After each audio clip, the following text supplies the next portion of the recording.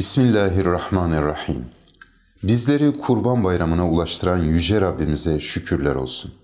Başta Gazze olmak üzere Sudan'da, Doğu Türkistan'da, Yemen'de, Lübnan'da ve dünyanın dört bir yanında zalimlerin zulmü altında bayrama hüzünle giren kardeşlerimizin üzüntülerini derinden hissediyoruz. Bu bilinçle İslam ümmetinin çok kıymetli vakıf ve dernekleri bu bayramda da muhtaç kardeşlerimizin hizmetine koşmak için seferber oldular.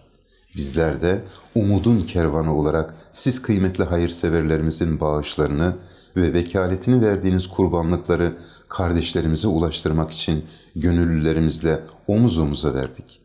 Vermiş olduğunuz kurban vekaletlerini gerçekleştirmek üzere dünyanın dört bir yanına vakfımızın temsilcilerini dualarla uğurladık.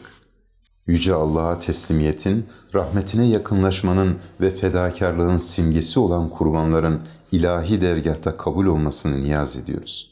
Yüce Rabbimizden tüm mazlum ve mahrumlara selamet ve kurtuluş kapıları açmasını niyaz ediyoruz. Rabbimizden bu mübarek günleri ve bayramımızı hayırlara vesile kılmasını niyaz ediyor. Umut kervanı olarak yeryüzündeki tüm kardeşlerimizin Kurban Bayramı'nı tebrik ediyoruz.